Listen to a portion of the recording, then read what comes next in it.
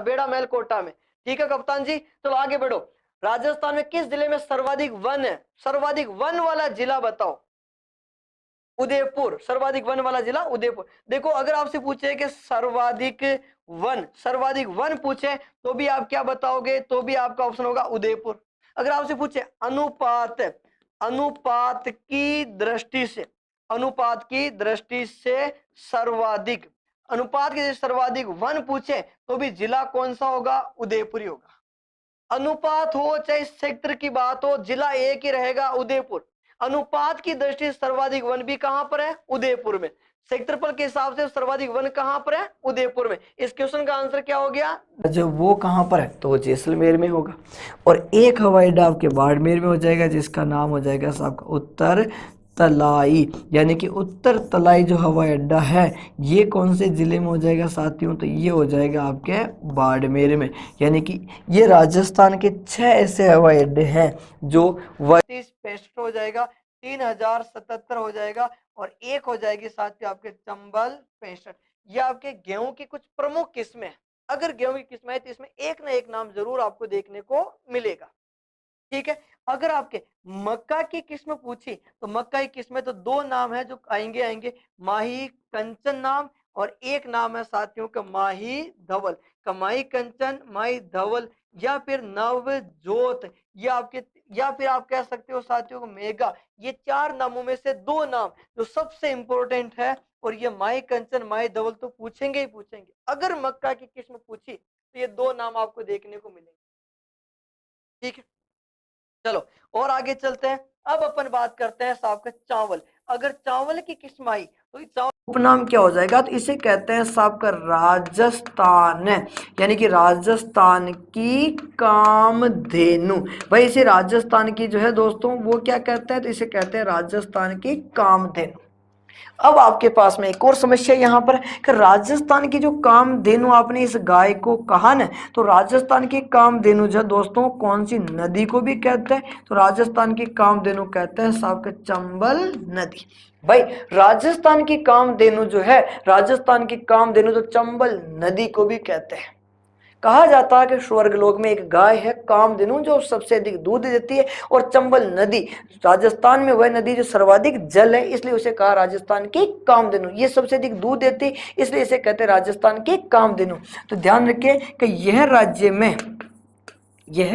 राज्य में सर्वाधिक दूध देने वाली, यानी कि राज्य में सर्वाधिक दूध देने वाली, वह राज्य में सबसे अधिक दूध देने वाली गाय जो है दोस्तों वो कौन सी हो जाएगी?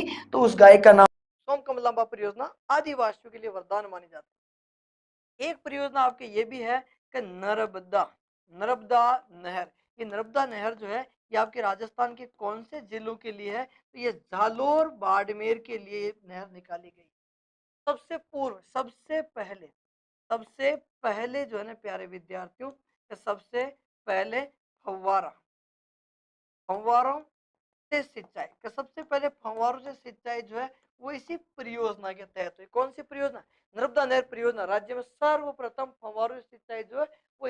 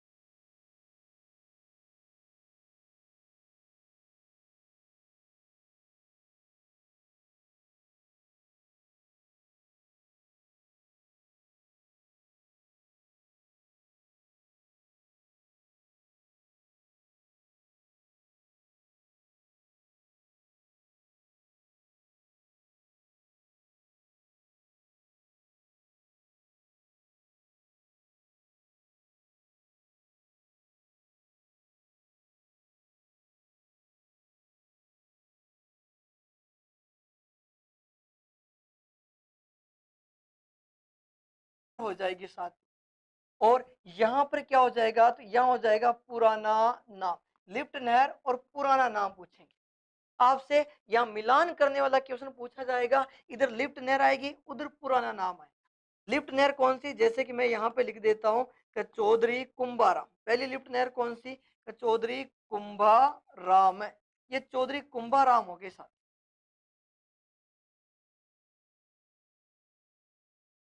कुंभाराम, चौधरी कुंभाराम लिफ्ट नहर है। इसका पहले नाम क्या था, इसका पहले नाम था गंदेली, गंदेली साहवा, गंदेली साहवा लिफ्ट नहर था। और इससे लाभान्वित जिले की बात की जाए, इससे लाभान्वित जिले कौन कौन से साथियों, तो इससे लाभान्वित जिले आएंगे गंगानगर, ठीक है। गंगानगर के अलावा साहब का हनुमानगढ़, हनुमानगढ़, हनुमानगढ़ के अलावा साहब का चूरू, और चूरू के अलावा झुंझुनू,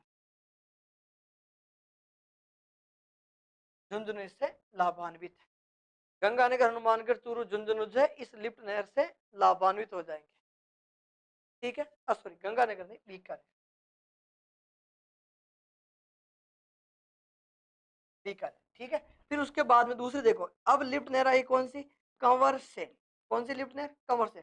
पहले क्या नाम था, तो पहले नाम था Bikaner Lunkaran sir, Lunkaran sir, Bikaner Lunkaran sir पहले नाम था। और लाभान्वित में कौन कौन से जिले हैं, तो लाभान्वित में आ जाएंगे बीकानेर, और दूसरा जिला कौन सा हो जाएगा, दूसरा जिला हो जाएगा साथियों गंगानगर। बीकानेर गंगानगर इससे लाभान्वित। मैं आपको वापस बता दूं साथियों कि इस प्रकार की लिफ्ट नहरों में से अगर क्वेश्चन पूछा, तो या तो पुराने नाम के साथ नया नाम मिलान करवाएंगे, या फिर लिफ्ट नहर के साथ में उससे लाभान्वित जिले आपसे मिलान करवाएंगे। ये आपको विशेष तौर पे याद रखना, मैं और बता रहा हूँ, यहाँ से क्वेश्चन आएगा, मतलब आएगा ही सही। अब आ जाते हैं साहब का पन्ना लाल। पन्ना लाल का पहले जो नाम था ना साथियों, वो नाम था साथियों गजनेर, और इससे लाभान्वित जिले कौन से हो जाएंगे, तो इससे लाभान्वित जिले हो जाएंगे बीकानेर, और बीकानेर के साथ ही साथ जिला कौन सा हो जाएगा, तो नागौर इससे लाभान्वित है, ठीक है। फिर आगे चलते हैं, अब आते हैं अपन करणी सिंह, ये वीर तेजाजी, वीर तेजाजी, वीर तेजाजी जो है इसका पहले नाम था Bangar sir, Bangar sir Bherudan, Bangar sir Bherudan जो है इसका पहले नाम था। इससे लाभान्वित में कौन सा है, इससे लाभान्वित जिला केवल एक ही है, और वो जिला कौन सा हो जाएगा, बीकानेर। अब आते हैं डॉक्टर करणी सिंह। डॉक्टर करणी सिंह जो है इसका पहले क्या नाम था, तो इसका नाम था कोलायत, कोलायत नहर था। और लाभान्वित में जिले में कौन से आते हैं, इसमें आएंगे साहब का बीकानेर, और बीकानेर के साथ साथ जिला कौन सा हो जाएगा, तो वो हो जाएगा जोधपुर। बीकानेर और जोधपुर इससे लाभान्वित। फिर आते हैं अपन गुरु जम्बेश्वर, गुरु जम्बेश्वर, गुरु जम्बेश्वर का पहले क्या नाम था, इसका नाम पहले फलोदी लिफ्ट नहर था। और फलोदी लिफ्ट नहर से लाभान्वित में कौन कौन से, एक तो बीकानेर, बीकानेर के अलावा साहब जोधपुर, और जोधपुर के अलावा कौन सा जिला, जैसलमेर। इससे 3 जिले लाभान्वित अभी भी है। फिर आ जाएगा कौन सा, जय नारायण, जय नारायण व्यास लिफ्ट नहर। इसमें पहले क्या नाम था, तो इसका नाम था साथियों का पोखरण लिफ्ट नहर। लाभान्वित में कौन कौन से, तो जैसलमेर, और इसके साथ में जिला कौन सा हो जाएगा, जोधपुर जिला हो जाएगा। ये लिफ्ट नहर है प्यारे विद्यार्थियों। या तो आपको 7 लिफ्ट नहरें देखकर, यानी उसमें 7 में से 4 लिफ्ट नहरें देखकर उनके पुराने नाम मिलान करवाएंगे, या इनसे आपके लाभान्वित जिले मिलान करवाएंगे, या तो पुराने नाम या लाभान्वित, ठीक है। तो आप इनको भी आप विशेष तौर पे याद रखिएगा। विस्तार, राजस्थान का देशांतरीय विस्तार, ठीक है। सबसे पहले अपन बात करते हैं कि राजस्थान का अक्षांश विस्तार कहाँ से प्रारंभ होता है। तो राजस्थान का अक्षांश विस्तार प्रारंभ होता है साथियों के 23 डिग्री 03 उत्तरी अक्षांश, 23 डिग्री 03 मिनट उत्तरी अक्षांश रेखा से अपना राजस्थान का अक्षांश विस्तार प्रारंभ होता है। और ये खत्म कहाँ पे होता है, ये खत्म होता है प्यारे विद्यार्थियों के 30 डिग्री, कितने डिग्री के 30 डिग्री 12 मिनट। और ये भी कौन सी अक्षांश रेखा, तो उत्तरी अक्षांश रेखा 30-12 पर ये खत्म हो जाता है। यानी कि 23 डिग्री 03 से लेकर 30 12 जो है, ये अगर अपन बात करें तो इसका अंतराल कह सकते हो, या तो आप कह दीजिए साथियों का अंतराल, या आप कह सकते हो साथियों का राज्य का अक्षांशीय विस्तार कितना है, तो ये हो जाएगा आपका 7 डिग्री 09 मिनट। ये राजस्थान का अक्षांशीय अंतराल है, या फिर आप इसे विस्तार कह सकते हैं। क्वेश्चन क्या पूछ सकते हैं आपसे, धुंधला दिख रहा है। अच्छा, धुंधला दिख रहा है, चलो चेंज कर देते हैं। धुंधला कैसे दिखेगा, अभी डार्क पेन का यूज करेंगे, नहीं दिखेगा धुंधला, है ना। देखो आगे देखते हैं। अब अपने पास में क्या हो जाएगा कि ये जो है ये कौन सी जगह से, तो यहाँ पर गांव का नाम है बोरकुंड। ये आपका कौन सा गांव है, ये गांव हो जाएगा बोरकुंड गांव है, जो कौन सी तहसील पे आएगा, तो यानी कि बोरकुंड कुशलगढ़।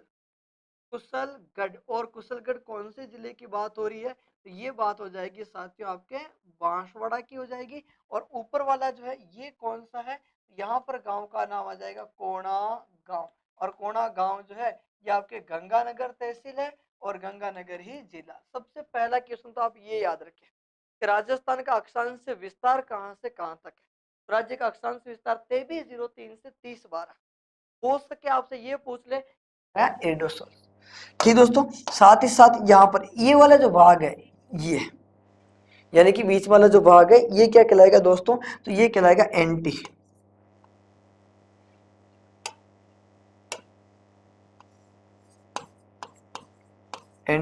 सोल्स।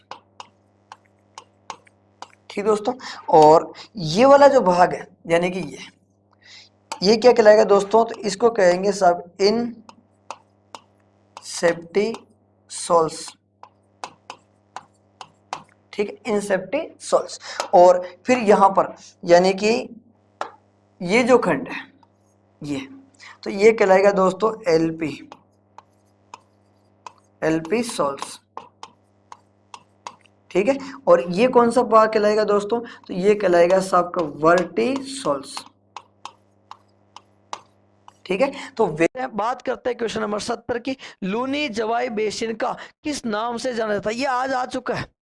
ये प्रश्न जो है प्यारे विद्यार्थियों आज की भर्ती परीक्षा में पूछा गया था। आज जो प्रयोगशाला सहायक का एग्जाम हुआ था उसके प्रथम प्रश्न पत्र जो जीके था उसमें ये प्रश्न पूछ लिया प्यारे विद्यार्थियों। इसका आंसर मैं बता देता हूं, ये कौन सा प्रदेश है कि लूनी बेसिन को जो इसे गोडवाड़ प्रदेश के नाम से भी जाना जाता है। लूनी बेसिन को क्या कहते हैं, गोडवाड़। लूनी और जवाई बेसिन को गोडवाड़ प्रदेश भी कहते हैं। कि वालरा किसे कहते हैं, मैं थोड़ी सी जानकारी बता दूं कि यह स्थानांतरित, यानी कि यह स्थानांतरित कृषि से रिलेटेड है।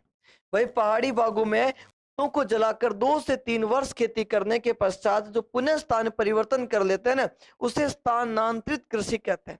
और इसी स्थानांतरित कृषि को नाम देते हैं ची माता, यानी राजस्थान ची माता। और दक्षिण राजस्थान है यहाँ पर इसे अपन क्या कहते हैं, तो यहाँ पर कहते हैं इसे वालरा।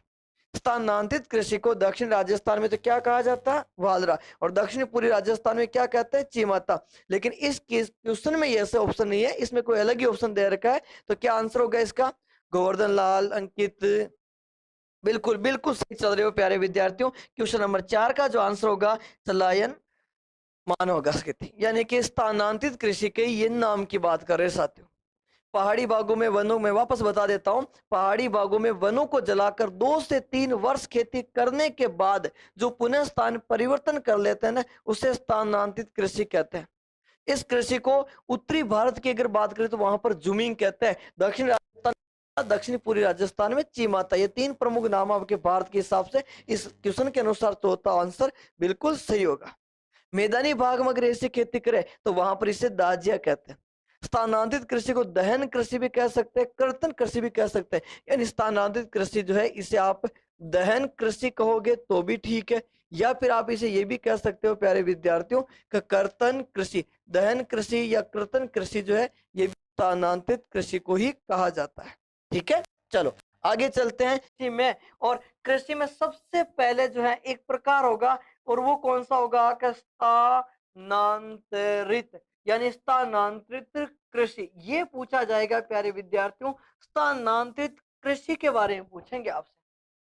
और जानकारी के लिए बता दूं स्थानांतरित कृषि किसे कहते हैं, तो देखो पहाड़ी भागों में वनों को जलाकर 2 से 3 वर्ष खेती करने के पश्चात पुनः स्थान परिवर्तन कर लेना स्थानांतरित कृषि कहलाता है। स्थानांतरित, देखो मैं लिखूंगा नहीं, कृषि राज्य सूचिका, देखो मेरी बात, राष्ट्रीय कृषि आयोग 4, और बिल्कुल बिल्कुल तो घना होशियार निकले रे बालक, मेरी बात सुनो। मैं बता रहा हूँ एग्जाम में कौन से आएंगे वही मैं बता रहा हूँ। स्थानांतरित कृषि क्या करे कि पहाड़ी भागों में वनों को जलाकर 2 से 3 वर्ष खेती करने के पश्चात स्थान परिवर्तन कर लेना उसे स्थानांतरित कृषि कहते हैं। इसे आप दहन कृषि कह सकते हो, कर्तन कृषि कह सकते हो।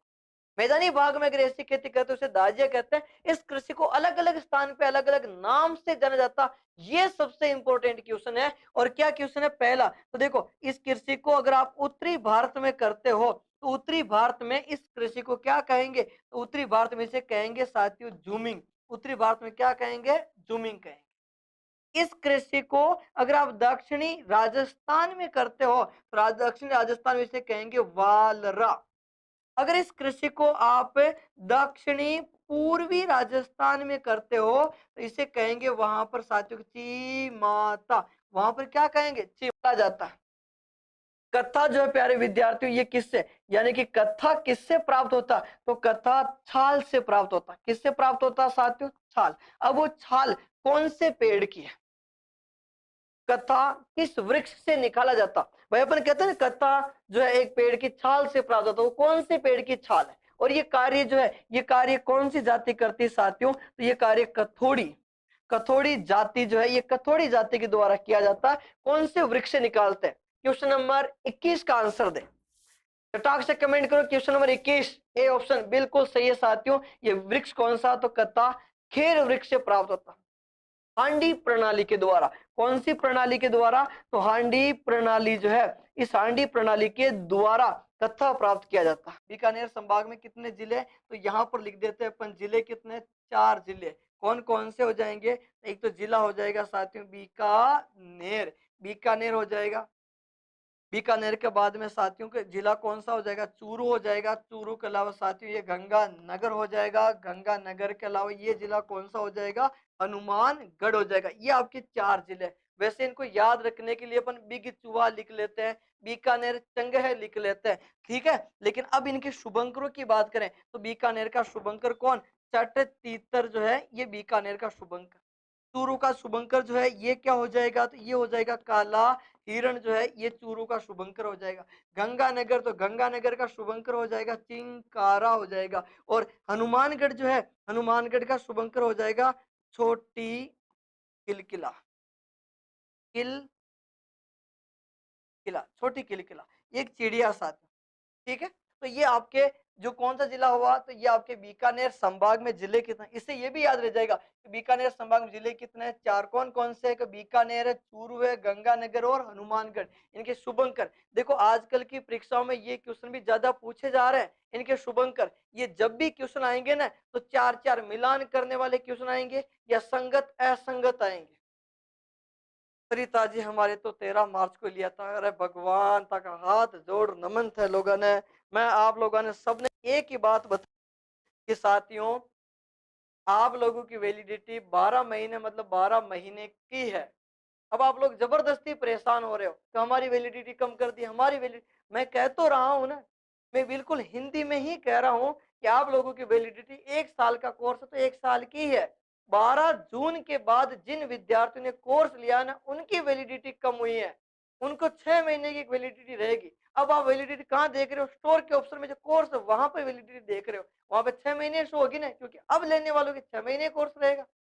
अब जबरदस्ती अगर आपका कोर्स जिस तारीख से लिया उस तारीख तक ना चले तो आप कॉल कर लेना हेल्पलाइन नंबर पे, समाधान हो जाएगा आपका। आगे बढ़िए, अब अपन बात करते हैं कौन सा संभाग, तो साथियों भरतपुर संभाग, दूसरे संभाग की अपन बात कर रहे हैं। ये संभाग कौन सा है, तो भरतपुर संभाग हो जाएगा। भरतपुर संभाग में जिले कितने हैं, तो 4 जिले हो जाएंगे। कौन कौन से हो जाएंगे, तो यहाँ पर हो जाएगा पहला जिला तो ये आपके साथियों को भरतपुर। भरतपुर के बाद यहाँ पर मैं लिख देता हूँ साथियों को धौलपुर। धौलपुर के बाद में सवाई माधोपुर, सवाई माधोपुर जिला हो जाएगा। और सवाई माधोपुर के बाद में जो जिला है ये आपके कौन सा हो जाएगा, तो करौली। इन 4 जिलों के जो शुभंकरों की बात करें तो ये शुभंकर, भरतपुर का शुभंकर क्या है, इसका शुभंकर हो जाएगा सारस। धौलपुर का शुभंकर क्या, तो इसका शुभंकर हो जाएगा पंचीड़ा। सवाई माधोपुर का शुभंकर क्या है? तो ये हो जाएगा बाघ। और करौली का शुभंकर क्या है? इसका शुभंकर हो जाएगा गड़ी याल शुभंकर हो जाएगा। और ध्यान दीजिएगा, आप लोगों से परीक्षा में जो पूछे जाएंगे ना, इंपॉर्टेंट है, ये भी इंपॉर्टेंट है साथ। भरतपुर का शुभंकर याद रखिएगा सारस, सवाई माधोपुर का शुभंकर याद रखिएगा बाघ। विशेष तौर पे बता रहा हूं, इनको आप याद रखिएगा, ये शुभंकर पूछे जा सकते हैं आप लोगों से, विशेष याद रखिएगा। आगे चलते हैं और अब बात करते हैं अपन कोटा, यानी कि एक और संभाग। कौन सा? कोटा संभाग की बात कर रहे हैं। कोटा संभाग कितने जिले हैं साथियों? तो जिले हो जाएंगे आपके 4। कोटा संभाग में जिले कितने? 4। कौन कौन से हैं? तो एक तो हो जाएगा आपका कोटा, एक हो जाएगा साहब के झालावाड़, कोटा, झालावाड़, झालावाड़ के बाद में साथियों ये 12, और 12 के बाद में ये हो जाएगा बूंदी। वैसे मैंने पढ़ा था, इसमें ट्रिक बता रखी, कोटा जा बाबू लिखते हैं अपन। कोटा का शुभंकर, कोटा का शुभंकर जो है ये क्या हो जाएगा? उद बिलाव। कोटा का शुभंकर उद बिलाव है। झालावाड़ का शुभंकर जो है ये क्या हो जाएगा? गागरोनी। वो गागरोनी तोता नहीं है, हीरामन तोता, पद्मनी का तोता जिसे अपन कहते हैं। 12 का शुभंकर क्या? तो 12 का शुभंकर मगरमच्छ। और बूंदी का शुभंकर कौन सा? तो इसका शुभंकर सुरखाब, सुरखाब। बूंदी का शुभंकर क्या हो जाएगा? सुरखाब। मैं और बता रहा हूं, आजकल की भर्ती परीक्षाओं में ये शुभंकर पूछे जाते हैं। 360 कर लो सर, वहां से कम क्वालिटी। अरे हमारे यहाँ से कम क्वालिटी नहीं है, यहाँ से एकदम साफ नजर आ रहा है। यहाँ से क्वालिटी एकदम कम नहीं है, यहाँ से एकदम साफ है। कभी तो आप कहते हो क्वालिटी कम है, कभी आप कहते हो क्वालिटी ज्यादा है। साफ है साथियों ना। ये हो गया आपका कौन सा? कोटा। इसके बाद में आते हैं अपन अजमेर। अब कौन सा संभाग आ जाएगा? तो ये संभाग आ जाएगा साथियों अजमेर। अजमेर संभाग जो है इसमें जिले कितने हैं? तो इसमें जिले हो जाएंगे 4। कौन कौन से हो जाएंगे? तो एक तो आपका हो जाएगा अजमेर। अजमेर के अलावा एक जिला हो जाएगा साथियों ये आपका भीलवाड़ा। ठीक है, भीलवाड़ा के अलावा एक हो जाएगा नागौर। ठीक है, नागौर के अलावा एक हो जाएगा साथियों ये आपका टोंक। ये आपके 4 जिले। इन चारों के शुभंकर, अजमेर का शुभंकर कौन है? खडमोर। अजमेर का शुभंकर कौन? खडमोर। भीलवाड़ा का शुभंकर कौन? तो भीलवाड़ा का शुभंकर हो गया मोर। नागौर का शुभंकर क्या है? नागौर का हो जाएगा राजहंस। नागौर जो है इसका शुभंकर एक सेकेंड जी, राजहंस हो जाएगा। और टो का शुभंकर क्या हो जाएगा? तो ये हो जाएगा हंस। इसमें भी आप याद रखें खडमोर और मोर, ये 2 शुभंकर आपको विशेष तौर पे याद रखें। ये जो मैंने 2 शुभंकर जो लिखवाए इनको याद रखने। भरतपुर का शुभंकर याद रखना आपको, सवाई माधोपुर का शुभंकर याद रखना आपको, आपको भीलवाड़ा का शुभंकर याद रखना आपको, और साथ ही साथ अजमेर का शुभंकर भी आपको याद रखना है। अब चलते हैं अपन कौन सा संभाग? तो यहाँ पर संभाग हो जाएगा जयपुर। जयपुर संभाग। और जयपुर संभाग जो है यहाँ पर जिले कितने? 5। जयपुर संभाग कितने जिले हैं साथियों? तो जिलों की संख्या 5 हो जाएगी। कौन कौन से हो जाएंगे? तो एक तो हो जाएगा आपका जयपुर। जयपुर के अलावा ये जिला हो जाएगा साथियों अलवर। अलवर के अलावा यहाँ पर हो जाएगा सीकर। सीकर के अलावा ये जिला हो जाएगा झुंझुनू।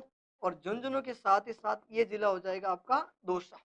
इसमें जयपुर का शुभंकर क्या है? तो इसका शुभंकर हो जाएगा चीतल। अलवर का शुभंकर क्या है? तो इसका शुभंकर हो जाएगा सांभर। सीकर का क्या हो जाएगा? तो इसका हो जाएगा शाहीन। और झुंझुनू का शुभंकर क्या हो जाएगा? इसका शुभंकर हो जाएगा काला तीतर। और दौसा का शुभंकर क्या हो जाएगा? तो खरगोश। यानी दौसा का जो शुभंकर है वो क्या हो जाएगा? खरगोश। ये आपके जयपुर संभाग के शुभंकर हो गए। राजहंस और हंस में क्या अंतर है? देखो साथियों, मैंने पक्षी तो देखे नहीं है, मैंने पढ़े हैं ये, मैं भी नहीं जानता इनमें अंतर क्या है ना। पक्षियों की विशेषता मैं नहीं जानता भाई। आगे चलते हैं और अब अपन बात करते हैं जोधपुर। जोधपुर, जोधपुर संभाग। ठीक है, जोधपुर संभाग में जिले कितने हैं? 6। कौन कौन से जिले हैं? तो एक तो आपका जिला हो जाएगा साथियों जोधपुर।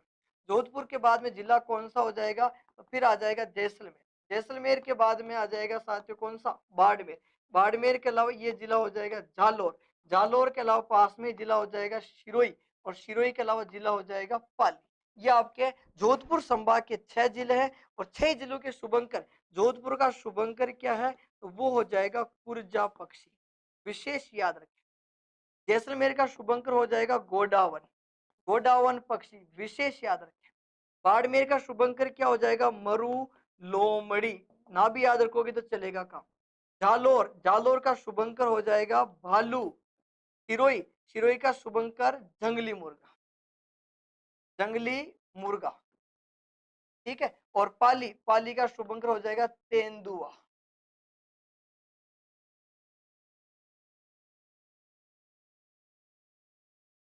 तेंदुआ। ठीक है, ये आपके किस में आ जाएगा, पाली। ऊर्जा पक्षी और गोडाउन पक्षी, इन दोनों शुभंकर को याद रखना। मैंने आपको 6 शुभंकर बता दिए। भरतपुर का याद रखना आपको, आपको याद रखने में एक तो भरतपुर का, एक आपके सवाई माधोपुर का, एक आपके भीलवाड़ा, एक आपके अजमेर, एक आपके जोधपुर, एक आपके जैसलमेर। इन 6 शुभंकर को तो आप विशेष तौर पे याद रखना ही रखना है। ठीक है, चलो आगे चलते हैं। और अब आपके एक अंतिम संभाग रह गया, और वो संभाग कौन सा है, तो उदयपुर। उदयपुर संभाग, कौन सा संभाग साथियों, उदयपुर संभाग। जिलों की संख्या कितनी, 6। कौन कौन से, एक तो आपका जिला हो जाएगा उदयपुर, उदयपुर के साथ ही साथ जिला हो जाएगा साथियों डूंगरपुर, डूंगरपुर के अलावा जिला हो जाएगा ये आपका बांसवाड़ा, बांसवाड़ा के अलावा प्रतापगढ़, प्रतापगढ़ के अलावा चित्तौड़गढ़, चित्तौड़गढ़ के अलावा राजसमंद। ये आपके उदयपुर संभाग के जिले। उदयपुर संभाग में यानी उदयपुर का शुभंकर कौन है, तो बिज्जू, जिसे अपन गोर खोदा भी कहते हैं।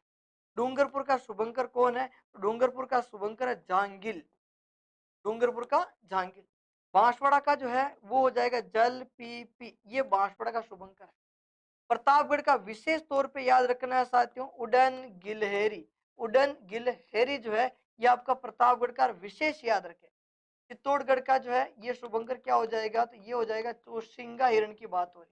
और राजसमंद, तो राजसमंद का शुभंकर क्या हो जाएगा, तो ये हो जाएगा आपका भेड़िया, राजसमंद का शुभंकर क्या हो जाएगा, भेड़िया। साथियों राजस्थान के 33 जिले हैं, और 33 जिलों के शुभंकर आपको याद रखने हैं।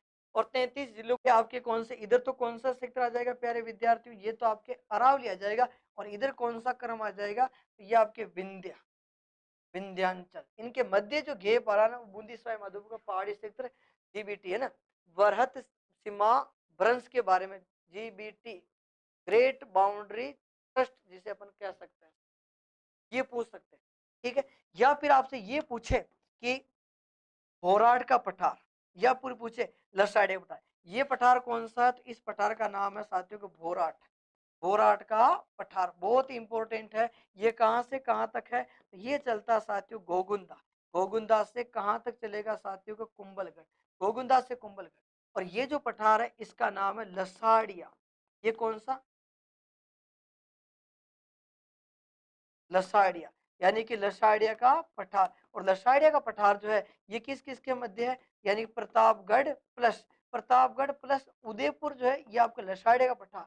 यहाँ पर एक झील है, यहाँ झील है प्यारे विद्यार्थियों, और झील कौन सी, उस झील का नाम है जयसमंद झील। उस जयसमंद झील के पूर्वी ओर है, जयसमंद झील के पूर्वी ओर जो है ये आपका कौन सा पठार होगा, लसाड़िया का पठार होगा साथियों। और एक और पठार, यहाँ पर जो पठार है इसका नाम हो जाएगा मेसा का पठार। मेसा का पठार कहाँ पर है, तो मेसा का पठार हो जाएगा चित्तौड़गढ़ में। घोराड का पठार इंपॉर्टेंट है, लसाड़े का पठार इंपॉर्टेंट है, और मेसा का पठार इंपॉर्टेंट है। ये आपके भौतिक प्रदेश में से, अगर आपके भौतिक प्रदेश में से प्रश्न आते विद्यार्थियों, तो ये प्रश्न आपको विशेष तौर पे याद रखने हैं। वनस्पति को कितने भागों में बांट रखा है, क्या 5 भाग है, क्या 2 भाग है, क्या 3 भाग है, या 8 भाग है। प्रशासनिक दृष्टि से वनस्पति को कितने भागों में विभाजित किया गया है, प्रशासनिक दृष्टि से राजस्थान की जो वनस्पति है इसे कितने भागों में बांट रखा, जटाक से कमेंट करो। मेरा सही है, हाँ बहुत सही तो हो ही नहीं यार, हट रहा हो देना।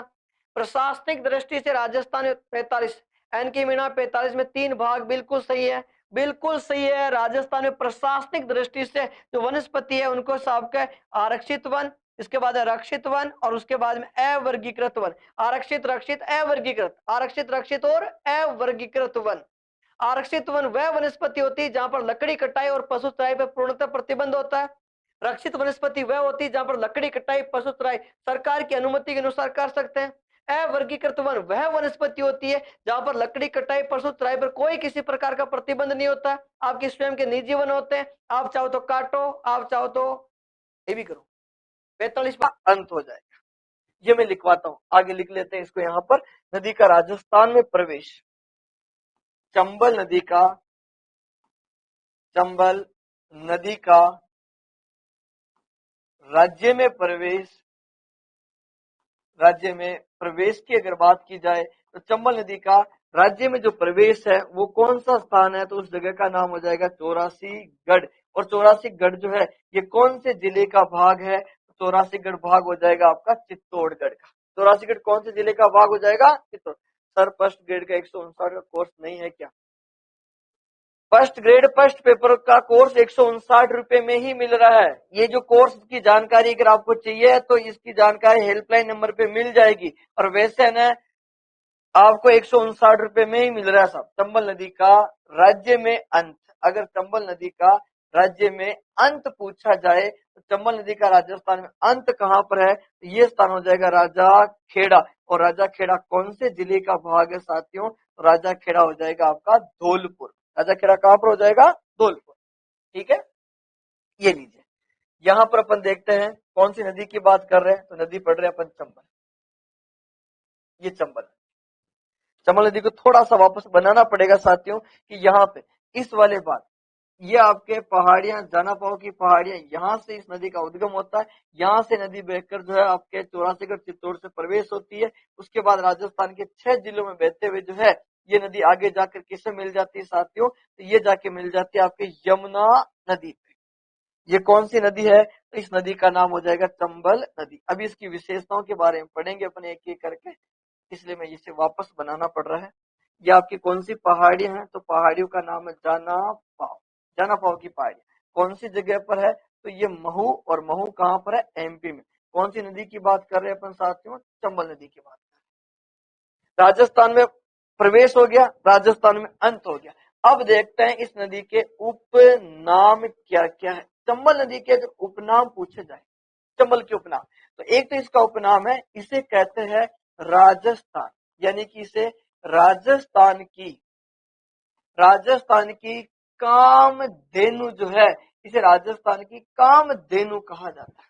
अगर आपसे पूछा जाए कि राजस्थान की कामधेनु जो है किस नदी को कहोगे, तो नदी रहेगी चंबल। राजस्थान की कामधेनु किस नदी को कहोगे साथियों, चंबल नदी को कहोगे। लेकिन राजस्थान की कामधेनु जो है एक गाय को भी कहते हैं, और वो गाय कौन सी है, राठी गाय। अभी लिखवा दूंगा मैं। दूसरा इसका उपनाम क्या हो जाएगा, तो वो हो जाएगा साथियों चर्मण, चर्मणवती जो है ये भी इसी का ही उपनाम। एक इसका उपनाम ये हो जाएगा, इसे ये भी कह सकते हो साथियों नित्यवाही, यानी कि नित्यवाही जो है ये भी चंबल का नाम। एक इसका उपनाम ये भी है कि बारामासी, नित्यवाही और बारामासी जो चंबल का नाम। इसका एक उपनाम ये भी है, इसे आप ये भी कह सकते हो कि सावका डाकुओं, यानी कि डाकुओं की शरण स्थली, डाकुओं की शरण स्थली कहो, या फिर आप इसे आश्रय स्थली भी कह सकते हो। तो डाकुओं की शरण स्थली या आश्रय स्थली के नाम से जो है प्रसिद्ध नदी कौन सी है, तो वो नदी प्रसिद्ध है आपके कौन सी, चंबल नदी। डाकुओं की शरण स्थली या आश्रय स्थली के नाम से प्रसिद्ध नदी कौन सी है, तो आपकी नदी रहेगी साथियों चंबल। जो नोट वाली बात जो थी वो नोट में क्या था, नोट में ये था ना साथियों कि राजस्थान जो है, यानी कि राजस्थान की कामधेनु, राजस्थान की जो कामधेनु की जो बात कर रहे हैं अपन, राजस्थान की कामधेनु किस गाय को कहते हैं, तो वो गाय थी साथियों राठी नस्ल। राठी नस्ल की गाय जो है उसे भी आप राजस्थान की कामधेनु कहते हैं। राठी नस्ल की गाय जो है उसे भी आप राजस्थान की कामधेनु कहते हैं। गुड मॉर्निंग सभी को, नमस्कार साथियों, जुड़ते हुए चले जाओ। और अब चंबल नदी के बारे में पढ़ रहे हैं। चंबल नदी जो है इसका राज्य में प्रवेश कहां से हुआ, तो चौरासीगढ़ चित्तौड़ से हुआ। चंबल नदी का राजस्थान में अंत कहां पे हुआ, तो राजाखेड़ा धौलपुर में हुआ। चंबल नदी के उपनाम क्या क्या है, इसका एक प्रमुख उपनाम है राजस्थान की कामधेनु, इसका उपनाम हो जाएगा चर्मणवती, इसका उपनाम हो जाएगा साथियों नित्यवाही, इसका उपनाम हो जाएगा बारामासी, इसका उपनाम हो जाएगा डाकुओं की शरणस्थली या डाकुओं की आश्रय स्थली के नाम से भी बात करें। तो नंबर, यानी कि नंबर आप देख लेना। और मिट्टी कौन सी है, तो मिट्टी होगी आपका लाल पीली, यानी कि ये कौन सी मिट्टी दोस्तों, लाल पीली। ठीक है, अब लाल पीली मिट्टी जो है कि यह, यानी कि यह उत्तरी अरावली। ठीक दोस्तों, यानी कि उत्तरी अरावली व, यानी कि उत्तरी अरावली व दक्षिणी अरावली में, यानी कि उत्तरी अरावली व दक्षिणी अरावली जो, यानी सॉरी उत्तरी अरावली व, एक सेकेंड, मध्य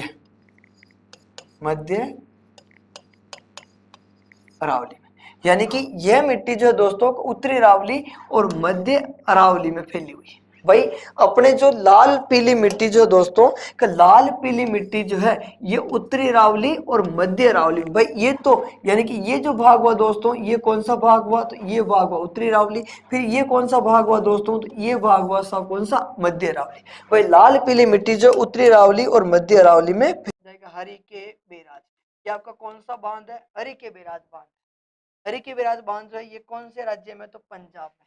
इस हरि के बेराज बांध से ये आपके नहर निकाली गई है साथ, और ये जो नहर है इस नहर का नाम हो जाएगा आपका इंदिरा गांधी नहर। ये कौन सी नहर है, इंदिरा गांधी नहर है। और इस इंदिरा गांधी नहर जो है ये इस प्रकार से, जैसे ये क्या थी, तो इसका नाम हो जाएगा साथियों का राजस्थान, यानी कि ये आपके राजस्थान फीडर की बात कर रहे हैं, राजस्थान फीडर है। फिर उसके बाद में ये जो खंड है ये आपके कौन सी नहर है, तो ये आपके मुख्य नहर है साथियों। और ये कौन सी है, इसका नाम हो जाएगा रामदेव। ये कौन सी हो जाएगी, रामदेव उप शाखा, उप शाखा, ये रामदेव उप शाखा है। राजस्थान फीडर जो है इसकी लंबाई मात्र 204 किलोमीटर है, इसकी लंबाई 445 किलोमीटर है, और इसकी लंबाई जो है 165 किलोमीटर है। ठीक है, यहां से ये हो चुका अपना राजस्थान। अभियान कहां पर है, क्वेश्चन नंबर 67 पर आपको मिलान करने हैं, आंसर आने लग गए हैं। ए ऑप्शन, ए ऑप्शन, शाबाश, मिला लो। देखो बंद वारेटा अभियान यह अपने भरतपुर में है, चमोई रामगढ़ अभियान यह अपने जयपुर में, वन विहार अभियान धौलपुर में, रामगढ़ विषधारी अभियान बूंदी में। साथियों मैं आपको जानकारी के लिए बता दूं, इसके बारे में आपको विशेष याद रखना होगा। क्यों, क्योंकि ये राजस्थान की चौथी बाघ परियोजना है। यहाँ पे मैं लिखवा रहा हूं राज्य की चौथी, यानी कि राज्य की चौथी बाघ परियोजना जो है वो इसी में लागू की थी। साहब विशेष ध्यान रखें, आंसर तो क्या होगा, 4 3 2 1, आंसर 4 3 2 1। इसका भी पहला ही सही है, लेकिन रामगढ़ विषधारी अभियान जो है ये बूंदी में है और राजस्थान की चौथी बाघ परियोजना है। पहले इसके बारे में पढ़ते थे अपन, राजस्थान का एकमात्र अभ्यारण्य जहां पर बाघ परियोजना न होते हुए भी स्वतंत्र रूप से बाघ विचरण करते हैं, तो वो करते करते सरकार वाले बना दी बाघ परियोजना, चौथे नंबर की होगी। और देश की बात करें तो देश के हिसाब से देखें तो देश की 52वीं, देश की तो 52वीं बाघ परियोजना, देश की 52वीं बाघ परियोजना कौन सी है, तो रामगढ़ विषधारी अभ्यारण्य। राजस्थान की चौथी, भारत की 52वीं बाघ परियोजना रामगढ़ विषधारी अभ्यारण्य बूंदी में। विशाल तक भंडार खोजेंगे, उसी की आज अपन चर्चा करने वाले। तो सबसे पहले अपन शुभारंभ करते हैं कि ये अपना राजस्थान हो जाएगा। ठीक साथियों, और राजस्थान के कौन से जिले में सोने के भंडार खोजे, तो वो जिला हो जाएगा अपना भीलवाड़ा। यानी कि यहाँ पर जो जिला है प्यारे विद्यार्थियों, वो जिला हो जाएगा आपका भीलवाड़ा। अब प्रॉपर भीलवाड़ा में तो ये भंडार मिले नहीं, तो भीलवाड़े की किसी न किसी पंचायत, गांव या तहसील स्तर पर ये भंडार होंगे। तो सबसे पहले अपन ये जानते हैं कि भीलवाड़ा जो है, भीलवाड़ा की कौन सी तहसील, कौन सी पंचायत, कौन से गांव में ये भंडार मिले, वहाँ से वहाँ तक जाने का मार्ग क्या होगा, वो कितने किलोमीटर दूर है, और वहाँ पर कितने मीटर की गहराई पर ये भंडार मिलेंगे। तो आज अपन उसी की चर्चा करने वाले। तो सबसे पहले तो अपन जानते हैं प्यारे विद्यार्थियों कि ये जो अपना शहर हो गया भीलवाड़ा, ठीक है, यहाँ पर यह आपका भीलवाड़ा शहर है। भीलवाड़ा से एक राष्ट्रीय राजमार्ग है प्यारे विद्यार्थियों, जो जाता है लाडपुरा तक, यानी कि भीलवाड़ा से लाडपुरा। ठीक है, और ये लाडपुरा जो है ये अपने भीलवाड़ा का ही भाग है। यानी लाडपुरा कहाँ का है, तो ये लाडपुरा साथियों ये भीलवाड़ा का है। राष्ट्रीय राजमार्ग संख्या कितनी है, तो ध्यान दें, राष्ट्रीय राजमार्ग संख्या हो जाएगी साहब NH 758। प्यारे विद्यार्थियों ये कहाँ से प्रारंभ होता है, तो ये वैसे राजसमंद से आता है। राजसमंद, गंगापुर, भीलवाड़ा, उसके बाद में अपने बीगोद, बीगोद के बाद मांडलगढ़, मांडलगढ़ के बाद में ये जाता लाडपुरा तक। यानी कि राजसमंद से लाडपुरा जाता है, उसी मार्ग पर ये अपना भीलवाड़ा शहर आता है। इसी राष्ट्रीय राजमार्ग से एक जिला मार्ग जो है वो अलग से जाता है, जो उस मार्ग पर अपना ये देवतलाई गांव आएगा। यहाँ पर क्या होगा साथियों कि सबसे पहले तो अपन बात करते हैं कोटड़ी। ये हो गया साथियों कोटड़ी, ठीक है। कोटड़ी के बाद में ये स्थान हो जाएगा छापड़ेल। ये छापड़ेल पंचायत है प्यारे विद्यार्थियों, ठीक है। इस छापड़ेल पंचायत का ही एक गांव था, मैंने यहाँ पर था लिखा है। था का मतलब क्या हो जाएगा कि ये पहले छापड़ेल पंचायत में आता था लेकिन वर्तमान में नहीं आता। और गांव कौन सा हो गया, तो यहाँ पर ये गांव है देवतलाई। ये जो गांव है ना प्यारे विद्यार्थियों, ये कौन से गांव की बात कर रहे हैं, तो गांव का नाम हो जाएगा साहब का देवतलाई। इस देवतलाई गांव में सोने के विशालतम भंडार खोजे गए। पहले ये कौन सी पंचायत में था, छापड़ेल पंचायत में था, लेकिन वर्तमान में अगर अपन बात करें कि वर्तमान में ये कौन सी पंचायत में है, तो वर्तमान में यह गांव, वर्तमान में यह गांव कौन सी पंचायत में आता है, तो प्यारे विद्यार्थियों पंचायत का नाम हो जाएगा कांटी पंचायत, ठीक है। तो यानी कि वर्तमान में जो है ये कांटी पंचायत में आता है, पहले ये छापड़ेल पंचायत के अंतिम था। अपना जो भीलवाड़ा शहर है प्यारे विद्यार्थियों, इस भीलवाड़ा से यानी कि अपने भीलवाड़ा से ये कितने किलोमीटर दूर है साथियों, तो भीलवाड़ा से ये 48 किलोमीटर की दूरी पर है। यानी कि भीलवाड़ा से होकर अगर आप इस गांव में जाओगे तो भीलवाड़ा से ये 48 किलोमीटर दूर स्थित है। जिला मुख्यालय जो है वहाँ से ये 48 किलोमीटर दूर स्थित है, ठीक है। अब इस गांव में सोने के जो भंडार है वो किस प्रकार से हैं वो देखते हैं। देखो ये हो जाएगा अपने छापड़ेल पंचायत का 188 हेक्टेयर भूभाग, यानी कि ये कौन से गांव की अपन बात कर रहे हैं प्यारे विद्यार्थियों, तो ध्यान दे देवतलाई, ठीक है। देवतलाई गांव, देवतलाई गांव जो है ये कौन सी पंचायत में आता है प्यारे विद्यार्थियों, तो ये पंचायत का नाम हो गया काठी। काठी क्या हो जाएगी, तो काठी हो जाएगी पंचायत। कौन सी तहसील की बात हो जाएगी, तो ये हो जाएगी कोटड़ी, ठीक है। और जिला कौन सा हो जाएगा प्यारे विद्यार्थियों, तो जिला हो जाएगा आपका भीलवाड़ा, भीलवाड़ा जिले में। इस गांव की ये कितनी भूमि है प्यारे विद्यार्थियों, तो 188 हेक्टेयर भूमि, ठीक है। 188 हेक्टेयर भूमि जो है यहाँ पर सोने के विशालतम भंडार खोजे गए। कहते हैं कि 60 से यानी कि कितने मीटर गहराई की बात करें तो वो भंडार जो होंगे ना, उस भंडार की गहराई होगी 60 से यानी कि 60 से 160 मीटर की गहराई, मीटर गहराई पर, ठीक है। 60 से 100 मीटर की गहराई पर जो है सोने और तांबे के विशालतम भंडार खोजे गए। भंडार में क्या क्या मिलेगा यहाँ पर, तो यहाँ मिलेगा प्यारे विद्यार्थियों सोना, और वो लगभग कितना है, लगभग 600 केजी सोना होगा, 600 किलो के आसपास सोना होगा। और साथ ही साथ तांबे की अगर बात करें कि तांबा जो होगा ना प्यारे 2.5 मिलियन टन, 2.5 मिलियन टन जो है ये तो क्या होगा प्यारे विद्यार्थियों तांबा, और 600 किलो क्या हो जाएगा सोना। यानी कि इस देवतलाई गांव की 188 हेक्टेयर भूमि जो है प्यारे विद्यार्थियों उसके अंदर यानी 60 से 160 मीटर की गहराई पर 600 किलो तो सोना और 2.5 टन यानी मिलियन टन जो है ये क्या दबा हुआ तांबा। अब यहाँ पर अगर अपन बात करें कि यहाँ पर जो कॉपर गोल्ड की पुष्टि या इनकी जो खोज है वो सबसे पहले किसके द्वारा की गई, तो उसके बारे में देखते हैं।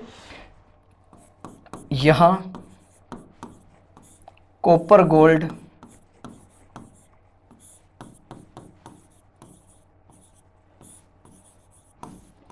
की पुष्टि 2007-8 में की गई,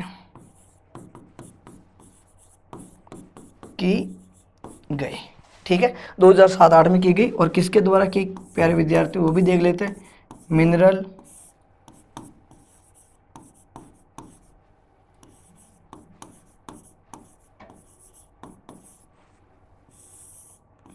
मिनरल एक्सप्लोरेशन कॉरपोरेशन जो लिमिटेड है उसके द्वारा 2007-8 में ही यहाँ पर कॉपर गोल्ड की पुष्टि हो चुकी थी। वर्तमान में यहाँ पर मंजूरी मिल चुकी है कि यहाँ पर बहुत ही जल्द खनन शुभारंभ होगा और 60 से 160 मीटर की गहराई से अपन को लगभग 600 किलो सोना और 2.5 मिलियन टन इस गांव से क्या प्राप्त होगा प्यारे विद्यार्थियों कि यहाँ से तांबा प्राप्त होगा। और क्या जानकारी इस गांव के संबंधित कि यहाँ पर प्राचीन देव नारायण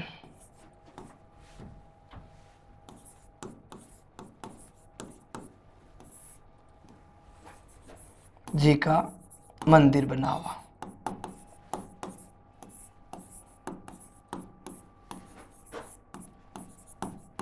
ठीक है, इस मंदिर के बारे में भी अलग अलग मान्यता, कुछ कोई कहता है कि इस मंदिर का निर्माण जो है एक रात के अंदर ही हुआ। ये हिंदू, जैन और मुस्लिम शैली में बना हुआ मंदिर है, निर्माण एक रात के अंदर माना जाता है। तो आप ये भी जानकारी याद रखें।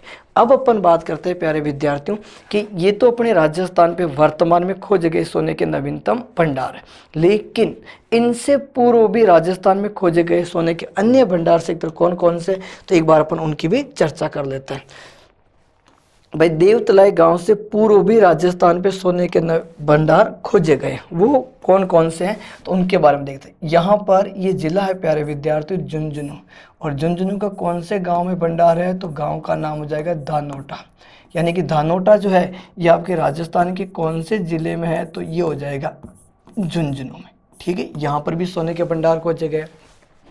इसी के पास में यहाँ पर जो जिला है सीकर, और सीकर में एक गाँव का नाम है डोकन। ये कौन सा गांव है प्यारे विद्यार्थियों तो ये हो जाएगा सीकर के अधीन।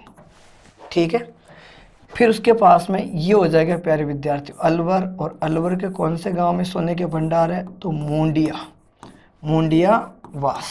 ये मुंडियावास गांव जो है ये हो जाएगा प्यारे विद्यार्थियों अलवर। इस मुंडियावास गांव अलवर में जो है यहाँ 2012 में खोजे गए थे। यहाँ पर सोना, चांदी और तांबे के जो है विशालतम भंडार की खोज गई थी। इसी प्रकार एक गांव और छचुंद्रा और धानी बासड़ी, यानी कि ये यहाँ पर अजमेर हो जाएगा। अजमेर में कौन सा हो जाएगा तो प्यारे विद्यार्थियों जगह का नाम है धानी बासड़ी, छचुंद्रा। ये छचुंद्रा जो है ये कहाँ पर है तो छचुंद्रा हो जाएगा साहब के भिनाई, और भिनाई कौन सी जिले से संबंधित है तो भिनाई हो जाएगा अजमेर। छचुंद्रा, भिनाई, अजमेर, यहाँ पर सोने के भंडार है। ठीक इसी प्रकार दौसा है, दौसा में कौन सी जगह है दौसा में हो जाएगा साहब का धानी बांसड़ी, और धानी बांसड़ी जो है ये कहाँ हो जाएगा तो ये हो जाएगा आपके दौसा में। धानी बांसड़ी कहाँ हो गया दौसा। और देखते हैं उदयपुर की बात करें तो उदयपुर में रायपुर खेड़ा। ये रायपुर खेड़ा नामक स्थान जो है ये आपके कौन से ज़िले का हो जाएगा तो ये हो जाएगा साथियों उदयपुर का। यहाँ पर भी सोने के भंडार है। एक आपके बांसवाड़ा में हो जाएगा। बांसवाड़ा में कौन सी जगह है, जगह का नाम है तिमारा माता, और ये कहाँ पर हो जाएगा तो ये हो जाएगा प्यारे विद्यार्थियों बांसवाड़ा। यानी कि ये सारे के सारे क्या राजस्थान पे खोजे गए सोने के नवीनतम भंडार। लिख देता हूं मैं,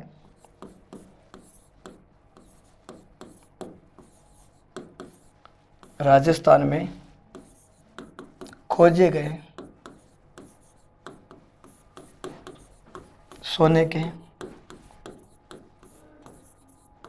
नवीन भंडार।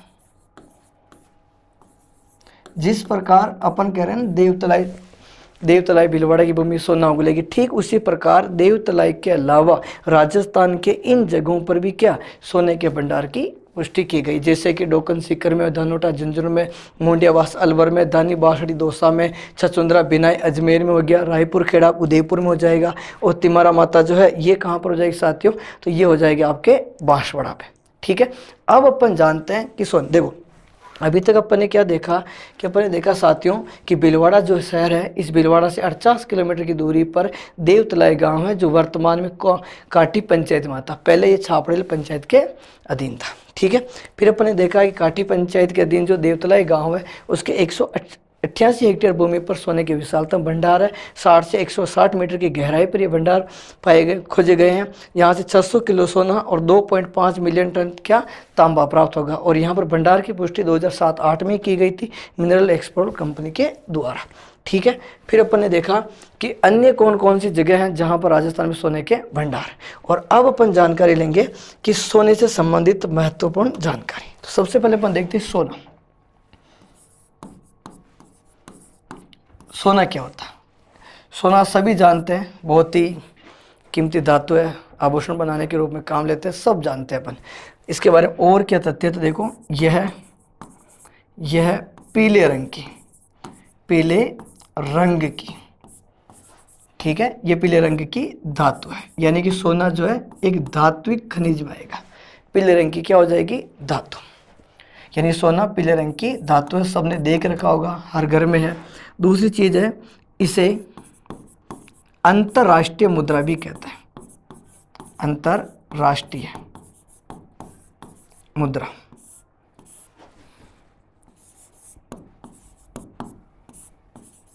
भी कहा जाता है। ठीक है, जाहिर सी बात है अंतर्राष्ट्रीय मुद्रा कहेंगे, क्योंकि आज अपन भारतीयवासी अगर पाकिस्तान में जाकर अपने महात्मा गांधी जी फोटो वाले नोट चलाएं तो नोट वहाँ पर नहीं चलेंगे, लेकिन वहाँ सोना देंगे तो सोना चल जाएगा। ठीक है, तो यह एक तरह का क्या है? अंतर्राष्ट्रीय मुद्रा भी है। और कौन से रंग की धातु है? सोना। तो सोना हो जाएगी साहब पीले रंग की धातु है और इसे अंतर्राष्ट्रीय मुद्रा भी कहते हैं। और क्या जानकारी इसके बारे में? तो इसको लैटिन भाषा में इसे लैटिन भाषा में क्या कहते हैं? तो ध्यान रखिए, इसे लैटिन भाषा में कहते हैं ऑर्म। इसे लैटिन भाषा में क्या कहते हैं? ऑर्म कहते हैं। अयस्क की बात करें, अयस्क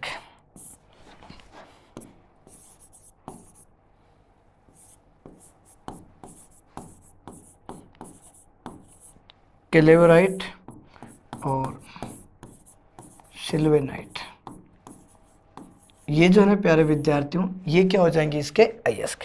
अभी तक अपने क्या बात हुई है? अभी बात हुई कि सोना पीले रंग की क्या है? धातु है। इसे अंतर्राष्ट्रीय क्या कहते हैं? तो मुद्रा कहते हैं। लैटिन भाषा में इसे क्या कहते हैं? ऑर्म कहते हैं। अयस्क क्या हो जाएंगे? कैलेवराइट और सिल्वेनाइट। कैलेवराइट और सिल्वेनाइट जो है ये इसके क्या हो जाएंगे साथियों? अयस्क हो जाएंगे। और क्या जानते हैं कि सोना विद्युत और ऊष्मा का सुचालक होता है। यानी कि ये भी ध्यान रखिए कि सोना विद्युत, यानी सोना जो है साथियों ये सब का विद्युत व ऊष्मा का क्या होगा? ध्यान रखिए, सोना विद्युत और ऊष्मा का सुचालक होगा। यानी विद्युत और ऊष्मा का जो है ये क्या होगा? सुचालक। लेकिन ध्यान रखिए, विद्युत की सर्वाधिक सुचालक धातु की बात करें, मैं आपको नोट में लिखवा देता हूं, यहां पर आप नोट डाल के लिख सकते हो।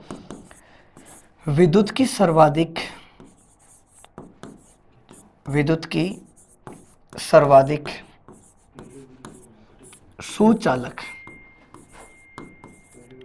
सुचालक धातु, ठीक है, कि विद्युत की सर्वाधिक सुचालक धातु जो है ना वो कौन है? तो वो हो जाएगी प्यारे विद्यार्थियों चांदी। यानी विद्युत की सबसे अधिक सुचालक धातु होती है चांदी। और चांदी के बाद में क्या होती है? चांदी के बाद में होती है साहब का तांबा। यानी सबसे अधिक सुचालक धातु की अगर अपन बात करें तो वो क्या हो जाएगी? चांदी। फिर क्या हो जाएगा? तांबा। यानी कि चांदी में भी करंट अच्छा आता है। किसी घर वगैरह में चांदी हो तो आप मुझे दे सकते हो करंट से बचने के लिए, वरना कहीं करंट लग जाए आप लोगों के लिए। ठीक है, तो ध्यान रखें, विद्युत की सर्वाधिक सुचालक धातु कौन सी हो गई? चांदी। उसके बाद क्या आ जाएगा? तांबा। ठीक इसी प्रकार सोना भी जो है ये भी विद्युत और ऊष्मा का क्या हो जाएगा? सुचालक हो जाएगा। चलो आगे चलते हैं और बात करते हैं। सोने को कठोर बनाने के लिए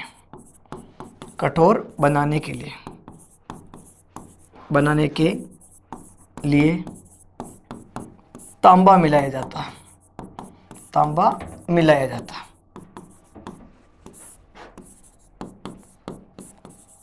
है।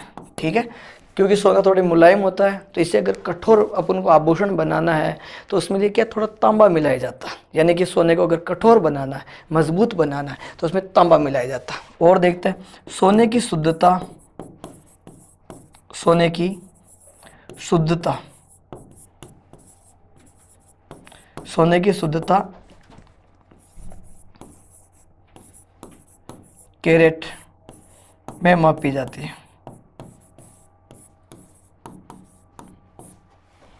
व्यक्त की जाती है कैरेट में ना। और 100%, अगर आपसे कहें कि 100% शुद्ध सोना जो है वो कितने कैरेट का होता है, तो वो होता है साहब का 24 कैरेट। अपन बहुत सी बार सुना होगा ये तो 24 कैरेट गोल्ड है, यानी कि वो 100% शुद्ध है। अगर सोना 100% शुद्ध है तो वो कैरेट कैरेट होगा कितना, 24। अच्छा 20 लिख दिया क्या मैंने, 24 कैरेट सोना, ठीक है।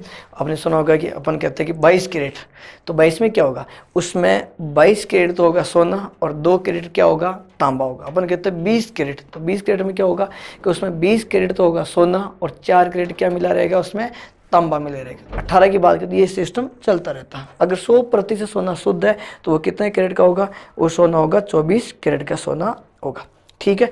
अब अपन बात करते हैं इसका उपयोग। उपयोग हालांकि सब जानते हैं, कहने की कोई बात ही नहीं। सोने के उपयोग, सोने के उपयोग, आभूषण बनाते हैं, पूरा ब्रह्मांड जान रहा, आभूषण, ठीक है, कुछ खास नहीं। लेकिन प्रमुख उपयोग जो है वो हो जाएगा प्यारे विद्यार्थियों कृत्रिम, कृत्रिम उपग्रह। उपग्रह में भी सोने की, जो कृत्रिम उपग्रह होते हैं उनकी जो चारों तरफ की जो लेप होता है ना, उसमें सोने का लेप होता था, तो कृत्रिम उपग्रह में है। बाकी आभूषण बनाने में सोने का उपयोग होता है। अब अपन जानते हैं प्यारे विद्यार्थियों कि सोने का जो विश्व में सबसे अधिक उत्पादन कहाँ होता है, विश्व में सोना सर्वाधिक कहाँ होता है, भारत में सबसे अधिक सोने का उत्पादन कहाँ होता है, तो इसके बारे में अपन बात करते हैं। सबसे पहले देखते हैं विश्व में, विश्व में सर्वाधिक, विश्व में सर्वाधिक सोने का उत्पादन, सोने का उत्पादन, विश्व में सर्वाधिक सोने का उत्पादन होता है प्यारे विद्यार्थियों चीन में। यानी कि विश्व में सबसे अधिक सोना जो वो कहाँ होता है, चीन में होता है। अगर अपन बात करें भंडार की, यानी विश्व में सबसे अधिक सोने के जो भंडार है प्यारे विद्यार्थियों, वो भंडार कहाँ पर है, तो भंडार हो जाएंगे साथियों ऑस्ट्रेलिया में। यानी कि भंडार की बात करें तो वो ऑस्ट्रेलिया में है, और उत्पादन की बात करें तो सोने का सबसे अधिक उत्पादन कहाँ होता है, चीन में। चलो भारत में ये बात कर लेते हैं कि अपने भारत में सबसे अधिक सोने का उत्पादन भंडार की, भारत में सर्वाधिक, भारत में सर्वाधिक सोने का उत्पादन। पहले अपन बात करते हैं प्यारे विद्यार्थियों कि भारत में सबसे अधिक सोने का उत्पादन, तो उत्पादन कहाँ से हो रहा, तो भारत में सबसे अधिक सोना होता कर्नाटक में। कहते हैं कि 99% सोना जो है वो कहाँ से उत्पन्न होता, तो वो होता साथियों कर्नाटक से, उसके बाद में झारखंड। लेकिन यहाँ पर भी वही बात अगर भंडार की जाए तो भंडार जो है ना साथियों, वो भंडार हो जाएगा आपका बिहार में, कि बिहार में भी सोने के भंडार है। और बिहार के बाद अब सेकंड स्थान आने लग गया प्यारे विद्यार्थियों आपके कौन से राज्य का, तो वो हो जाएगा राजस्थान। अपने क्या जाना, तो सबसे पहले देखा कि सोने का विश्व में सर्वाधिक उत्पादन कहाँ पर है, तो चीन में। भंडार कहाँ पर है, तो ऑस्ट्रेलिया में। भारत में सर्वाधिक उत्पादन कहाँ पर, तो कर्नाटक झारखंड में। और भंडार कहाँ पर है, तो बिहार और राजस्थान में सोने के सबसे अधिक भंडार है। अपने राजस्थान की बात करें कि राज्य में सर्वाधिक सोने का उत्पादन, राजस्थान में सर्वाधिक सोने का उत्पादन, सोने का उत्पादन। राजस्थान में जो सबसे अधिक सोने का उत्पादन जो है ना प्यारे विद्यार्थियों, ध्यान दे, आनंदपुरा स्थान का नाम आता, आनंद, आनंदपुरा, भूकिया, आनंदपुरा भूकिया, जगतपुरा बांसवाड़ा, जगतपुरा बांसवाड़ा। यहाँ से प्यारे विद्यार्थियों अभी उत्खनन नहीं हो रहा, यहाँ पर केवल खनन हो रहा। यहाँ सोने की खोज, यहाँ सोने की खोज, सोने की खोज ऑस्ट्रेलिया की कंपनी, ऑस्ट्रेलिया कंपनी कौन सी है प्यारे विद्यार्थियों? तो कंपनी का नाम इंडो गोल्ड। ठीक है, यहाँ पर सोने की खोज जो है प्यारे विद्यार्थियों ऑस्ट्रेलिया की कंपनी है। कौन सी कंपनी? एक इंडो गोल्ड कंपनी है, वो यहाँ से पर सोने की खोज की उस कंपनी ने। उत्तर हिंदुस्तान जिंक कर रही है, तो ध्यान रखिए आनंदपुरा भूकिया जगतपुरा भूकिया जो है यहाँ पर Indo gold company Australia company, इसने सोने की खोज की थी। यानी कि देवतलाई से पूर्व भी अपने राजस्थान पर सोना प्राप्त किया जा रहा, अभी खनन हो रहा, उत्खनन नहीं हो रहा, यानी सोने का उत्पादन नहीं किया जा रहा। ठीक है, तो ध्यान रखें विश्व में सबसे अधिक सोना कहाँ पर? चीन में। भारत में कहाँ पर? कर्नाटक में। राजस्थान पे सबसे अधिक उत्पादन कहाँ से हो रहा? बांसवाड़ा। और अब नए जो खनन क्षेत्र होगा अपना वो कौन सा हो जाएगा?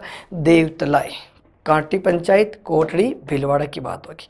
ठीक साथियों, अब अपन इससे आगे चलते हैं कि विश्व में जो कुछ स्थान हैं, कुछ खाने हैं जो प्रसिद्ध है सोने को लेकर, तो उनकी अपन बात करते हैं। सबसे पहले अपन देखते हैं जोहान्सबर्ग।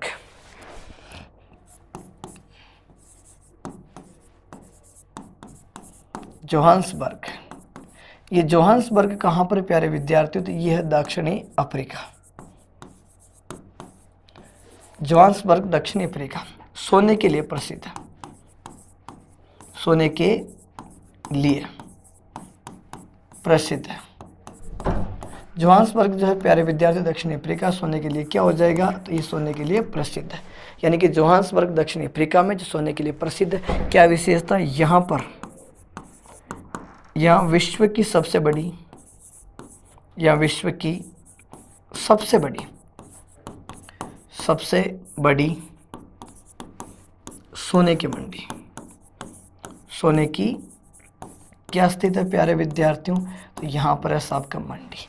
यानी कि जोहान्सबर्ग दक्षिणी अफ्रीका जो सोने की सबसे बड़ी मंडी है, सोने की सबसे बड़ी क्या है? अच्छा, सबसे बड़ी मंडी है।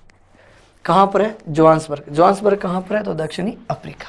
लेकिन प्रसिद्ध खान के बारे में पूछे आपसे कि विश्व की सबसे बड़ी सोने की खान, तो वो है मरून ताव, उज्बेकिस्तान। ठीक है, विश्व की सबसे बड़ी, का विश्व की सबसे बड़ी सोने की खान। अगर आपसे ये पूछा जाए कि विश्व की सबसे बड़ी सोने की खान कौन सी प्यारे विद्यार्थियों, तो उस खान का नाम है मरून ताव। मरून ताव खान। ये मरून ताव खान जो है प्यारे विद्यार्थियों, ये कहाँ पर है? तो ये खान है उज्बेकिस्तान। मरून ताव खान जो प्यारे विद्यार्थियों, ये उज्बेकिस्तान विश्व की सबसे बड़ी सोने की खान है। जबकि विश्व प्रसिद्ध क्षेत्र कौन सा हो गया? तो वो हो जाएगा जोहान्सबर्ग। आगे चलते हैं, भारत की सबसे बड़ी पूछ लेते हैं। भारत की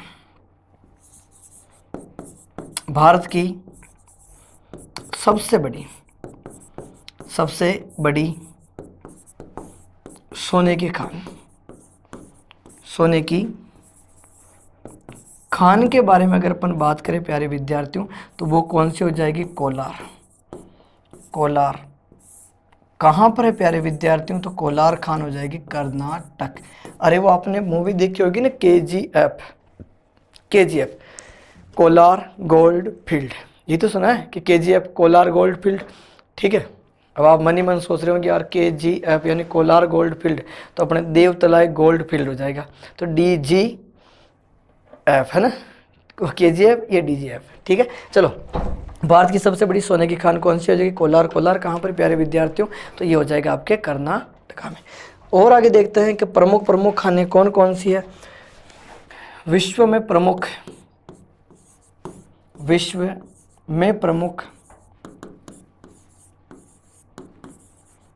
सोने की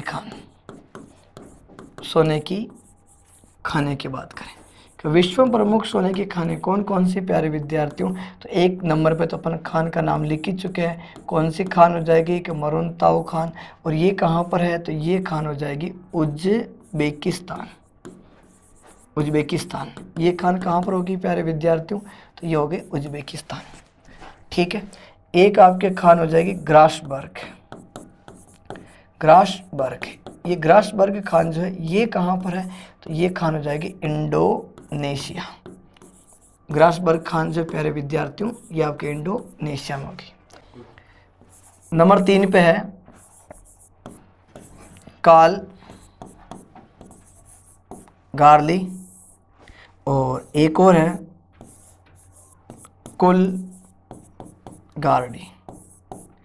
ये 2 प्रमुख खाने हैं प्यारे विद्यार्थियों और दोनों के दोनों खाने कहाँ पर है तो ऑस्ट्रेलिया। जैसा कि अपन ने कहा ही है कि ऑस्ट्रेलिया का भंडार में पहला स्थान भी आ रहा था। ये तो कहाँ की हुई कि विश्व में प्रमुख सोने की खाने। ठीक इसी प्रकार अगर अपन बात करें भारत में कि भारत में प्रमुख, ठीक है, तो भारत में प्रमुख तो भारत में नंबर 1 पे अगर अपन बात करें प्यारे विद्यार्थियों तो प्रमुख खान तो साहब का कोलार ही है और कोलार के साथ ही साथ एक और खान हो जाएगी प्यारे विद्यार्थियों और ये कौन सी खान हट्टी। ये दोनों की दोनों जो है ये कहाँ पर है तो ये हो जाएगी कर्नाटक में। और जैसा कि मैंने कहा था कि लगभग 99% सोना जो है वो आपके कर्नाटका से होता है। एक और स्थान है प्यारे विद्यार्थियों जिसका नाम है साहब का रामगिरी, यानी कि रामगिरी। ये रामगिरी जो है रामगिरी पहाड़ी सेक्टर, रामगिरी जो पहाड़ी सेक्टर है ये आपके कहाँ पर हो जाएगा तो ये हो जाएगा प्यारे विद्यार्थियों का आंध्र प्रदेश में, यानी कि आंध्र प्रदेश वाले सेक्टर में भी सोने का उत्पादन किया जा रहा है। ठीक है, ये भारत में हो जाएगी और वो हो जाएगी विश्व स्तर पे। और राजस्थान के बारे में मैंने आपको पहले ही बता रखा कि राजस्थान सबसे पहले अपन ने जाना ही कहाँ पर था कि राजस्थान के बारे में अपन ने चर्चा की थी कि राजस्थान पे यहाँ पर सोने के नए भंडार, और अभी लेटेस्ट जो वर्तमान वाला भंडार है वो भंडार था आपके देवतलाई। ठीक है, देवतलाई वाला भंडार नया था और इससे पहले जो खोजे गए भंडार वो अपन ने जिले वाइज देखा ही है। तो अब अपन बात करें प्यारे विद्यार्थियों कि भारत और विश्व के प्रमुख खनन सेक्टर के साथ ही साथ आप ध्यान दें कि जल में भी सोना प्राप्त होता है, यानी कि जल से प्राप्त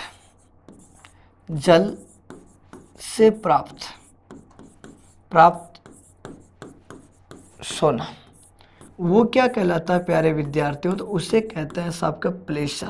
यानी कोई नदी है, कोई नाला, समुद्र, तालाब जो है वहाँ से अगर सोने का कण प्राप्त होते हैं तो उसे अपन प्लेसर सोना कहते हैं साथियों। और एक नदी है भारत में जो प्लेसर सोने के लिए प्रसिद्ध है। एक नदी का नाम है प्यारे विद्यार्थियों और नदी कौन सी हो जाएगी कि स्वर्ण रेखा। ठीक है, ये स्वर्ण रेखा नदी जो है ये कहाँ पर बहती है तो ये बहती प्यारे विद्यार्थियों साहब का झारखंड में। एक तो झारखंड में बहती है, झारखंड के बाद में ये पश्चिमी बंगाल जो है वो पश्चिम बंगाल और झारखंड की सीमा भी बनाती है और फिर ये बहती है प्यारे विद्यार्थियों साहब का ओडिशा में। ठीक है, इस नदी की संपूर्ण जानकारी मैंने नदियों वाले टॉपिक के अंदर पढ़ा रखा है। तो इन राज्यों में ये बहती है और ये नदी जो है ये प्लेसर सोने के लिए प्रसिद्ध है। ये नदी प्लेसर सोने के लिए प्रसिद्ध है, सोने के लिए प्रसिद्ध है। ठीक है, यानी कि इस नदी पे सोने के कण मिलते हैं। अब कहीं ऐसा नहीं हो कि आप सारे विद्यार्थी जो है कल स्वर्ण रेखा नदी झारखंड पे जाके बैठ जाओ सोना निकालने के हिसाब से, ऐसा बिल्कुल भी नहीं करना है।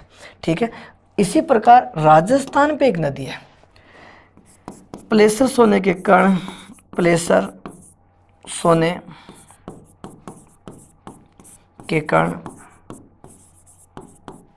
राजस्थान कहाँ पर प्यारे विद्यार्थियों, राजस्थान की माही नदी पर भी। ठीक है, यानी प्लेसर सोने के जो कण है वो अपने राजस्थान की एक नदी है प्यारे विद्यार्थियों, माही नदी पर भी देखे जा सकते हैं।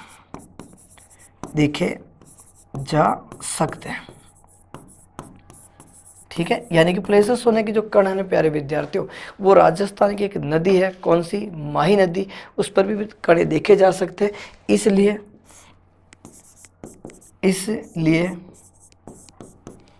राजस्थान की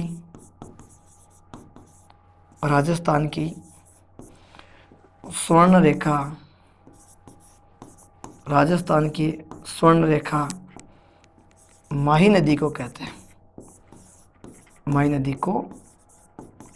हैं।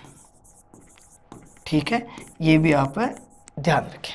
ठीक साथियों, तो ये थे अपने सोने के नवीनतम भंडार, यानी कि अपने कहाँ से पढ़ना शुभारंभ किया प्यारे विद्यार्थियों, तो अपने राजस्थान पे सोने के जो नवीनतम भंडार मिले, वो नवीनतम भंडार वाला गांव कौन सा था, तो वो गांव था साहब का देवतलाई, कांटी पंचायत, कोटरी भीलवाड़ा में था।